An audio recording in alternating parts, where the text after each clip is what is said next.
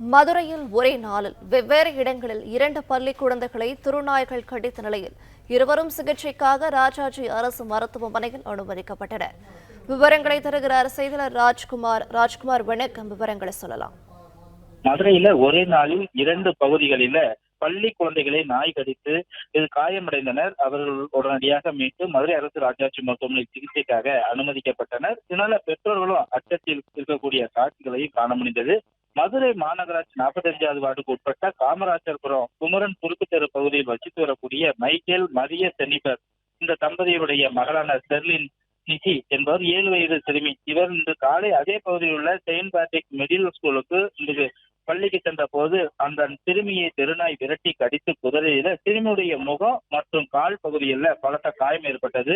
உடனடியாக அக்கம் பக்கத்தினர் மீட்டு பெற்றோருக்கு தகவல் தெரிவித்தனர். அவர்கள் அந்த குழந்தையை மீட்டு உடனே மதுரை அரசு ராஜாஜி மருத்துவமனையில் சிகிச்சைக்கு அனுமதித்தனர். அதே போல நாகமலை புதுக்கோட்டை பகுதியை சேர்ந்த காணீஸ்வரி முத்துப்பாண்டி தம்பதியுடைய மகன் யுகேஷ் 8 வயது சிறுவனான இவன் அதே பகுதியில் இருக்கக்கூடிய பள்ளிக்கு இந்த காலை சென்ற போது அவனின் தெருநாய் கடித்து அவனை துரத்தியதில் அந்த நாயை விரட்டும் போது நாய் தவி அவனது கையை பலமாக கடித்ததில் பலத்த காயமடைந்த அந்த சிறுவனையும் மதுரை அரசு ராஜாஜி மருத்துவமனைக்கு பெற்றோர்கள் அழைத்து வந்து தற்போது சிகிச்சைக்கு அனுமதிக்கப்பட்டிருக்கிறார்கள்.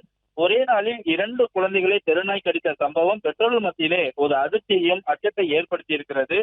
இதுகுறித்து பெற்றோர் கூறும்போது கூட மதுரையில தெருநாய் தொல்லை அதிகமாக இருப்பதால உடனே மாவட்ட நிர்வாகம் இதற்கு நடவடிக்கை எடுக்க வேண்டும் என வேதனையோடு நம்மிடம் பகிர்ந்து கொண்டனர். பிளே ஸ்டோர் மற்றும் ஆப் ஸ்டோரில் இருந்து பாலிமர் செயலியை QR கோடு மூலம் பதிவிறக்கம் செய்யுங்கள். செய்திகளை உடனுக்குடன் பெறுங்கள்.